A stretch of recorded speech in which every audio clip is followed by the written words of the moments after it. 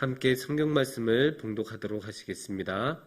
마가복음 2장 13절에서 14절입니다. 마가복음 2장 13절에서 14절 신약성경 55면입니다. 다 같이 한 목소리로 봉독하도록 하시겠습니다. 예수께서 다시 바닷가에 나가심에 큰 무리가 나왔거늘 예수께서 그들을 가르치시니라. 또 지나가시다가 알페오의 아들 레위가 세관에 앉아 있는 것을 보시고 그에게 이르시되 나를 따르라 하시니 일어나 따르니라. 아멘. 네, 우리가 살아가는 것 중에서 꼭 하는 것 중에 하나가 물어보는 일입니다. 물어보는 것, 항상 누구에게 물어보고 거기에 대해서는 답변을 얻고, 이런 일을 우리는 참 많이 하는데, 어제도 우리가 물어보는 거에 대해서 생각하는 시간을 가졌잖아요. 오늘도 이 물어보는 거에 대해서 조금 더 생각을 해봤으면 좋겠습니다. 우리는 왜 질문을 던지고 우리는 왜 물어볼까요? 아주 간단하죠? 모르기 때문입니다. 모르니까 거기에 대한 답변을 알기 위해서 우리는 질문을 던집니다. 그리고 우리는 오늘날도 하루에 수십 번도 질문을 던지고 있습니다. 비록 직접 사람에게 물어보는 것이 아니더라도 스마트폰 같은 거 통해서, 컴퓨터 통해서, 인터넷을 통해서 어떻게 합니까?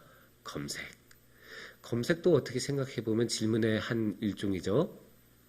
만약에 우리 교회에 대해서 알고 싶으면 네이버나 구글에 성북중앙교회 딱 치면 교회 홈페이지가 나오고 딱 눌러보면 거기에 교회 주소도 나오고 교회 오는 방법도 나오고 또 이제 예배 시간이 언제인지도 나오고 다 그런 정보가 쭉 나오지 않습니까?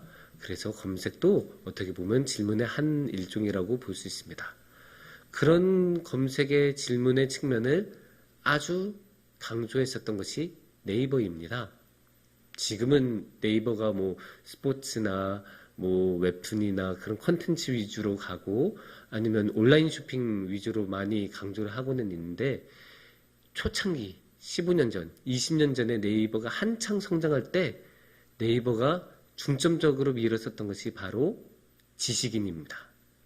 그냥 일반적인 검색으로는 잘 알아내기 힘든 그런 것들을 누군가가 질문을 올리면 다른 사람이 대답을 해주는 그런 방식을 네이버는 사용했었죠. 당시에는 나름 획기적인 방법이었습니다. 그래서 많은 사람들이 이용했는데, 특히나 초등학생들이 방학 숙제 어떻게 해결해야 될지 모를 때 많이 썼었죠. 그래서 이거 어떻게 만들어요? 막 방학 끝나기 직전에 그런 지식인의 그런 질문들이 많이 올라오기도 했습니다. 하지만 이런 네이버에는 치명적인 단점이 있습니다. 이런 네이버의 지식인에 있는 치명적인 단점은 질문하는 사람도 어설프고 답변하는 사람도 어설프다입니다. 어설픈 질문에는 어설픈 답변밖에 나올 수가 없어요. 사실 아무리 100점짜리 답변을 해주고 싶어도 질문이 60점짜리면 답도 60점을 넘기기가 굉장히 힘들어요. 그러다 보면 이상한 질문에 이상한 답변만 난무하게 되잖아요. 그래서 네이버도 그런 거에 이거는 좀 아니다 싶고 그런 문제점을 인식했는지, 특히 의료 관련된 질문은 의료인만 답변할 수 있게 그렇게 조치를 취하기도 하고 많은 노력을 하기도 했습니다. 그럼에도 불구하고 이렇게 질문이 항상 60점짜리 질문이니까 답변도 그 정도 수준밖에 계속 나올 수 없는 거예요.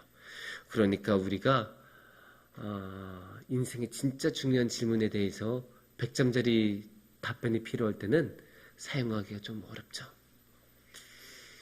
그러면 우리는 어떻게 해야 될까요?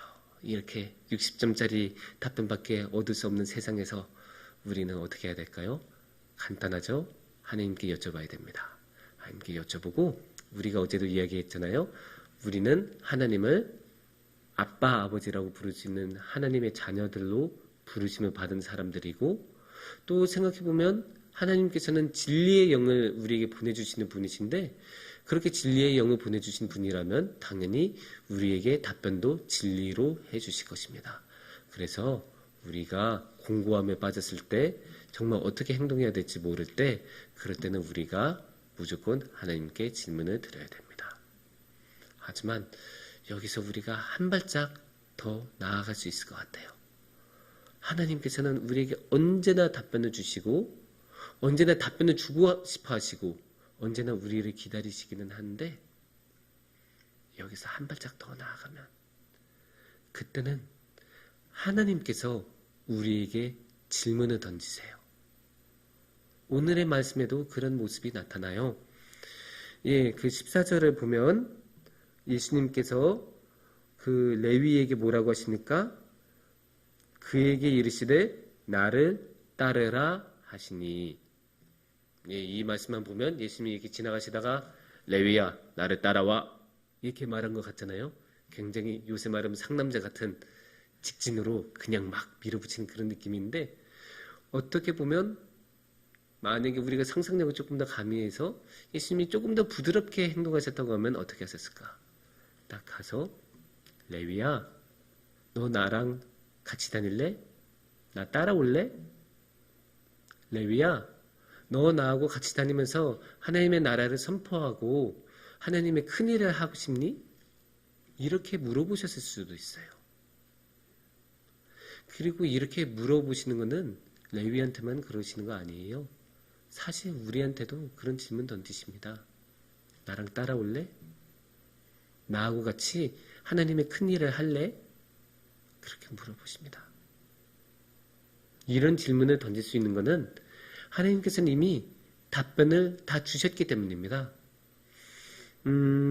오늘 말씀에도 보면 13절에 그 후반부를 보면 예수께서 그들을 가르치시니라 라고 나왔잖아요. 예수님께서 이미 가르치셨어요. 뭐 가르치셨겠어요? 하나님 나라에 대해서 가르치셨겠죠. 하나님의 복음에 대해서 가르치셨겠죠. 하나님에 대해서 가르치셨겠죠. 이미 가르치시고 다 가르치신 상황이라고 볼 수 있어요.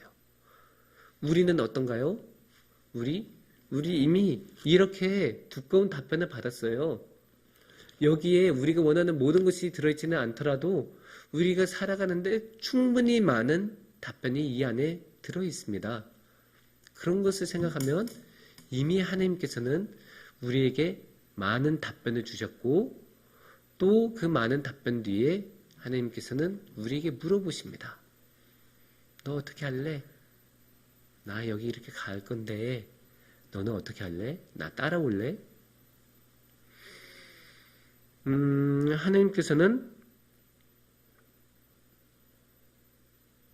갈 길이 없는 사람, 아픈 사람, 도저히 방법이 없는 사람, 그런 사람들한테만 찾아오시는 것 아닙니다.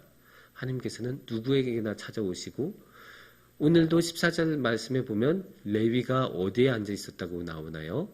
14절 말씀에 보면 세관이라고 써져 있죠. 세관에 앉아 있는 사람은 누굴까요? 당연히 세리이겠죠. 세리가 오늘날의 그런 국세청 공무원하고는 좀 많이 다르고 세리가 당시에 참 존경은커녕 지탄을 많이 받는 그런 직업이었다고는 하지만 그리고 스트레스도 굉장히 많이 받을 수밖에 없는 그런 안 좋은 직업이라고는 할 수는 있지만 그래도 레위는 분명한 직업을 가지고 있었고 세관에 앉아 있었던 것도 그만큼 자신의 확고한 사회적인 위치가 있었다고 말을 할 수 있는데 그런 사람에게도 예수님은 오셔서 물어보셨어요. 너 나랑 따라올래? 그 질문을 예수님께서는 지금도 여러분에게 드리고 있습니다. 따라오시겠습니까? 그렇게 질문을 던지고 계세요. 하루하루 우리가 이렇게 살아가고 있지만 그래서 우리도 하루하루 어떻게 살아가야 될지 몰라서 자주 하나님께 질문도 드리고 인도도 받아야 되고 도움도 많이 받아야 되지만 하나님께서 그런 거 다 주시잖아요. 다 주시면서 하나님께서 마지막으로 질문을 하세요. 너 나 따라올래? 이 질문에 대해서 여러분은 어떻게 대답하시겠습니까? 함께 기도하겠습니다.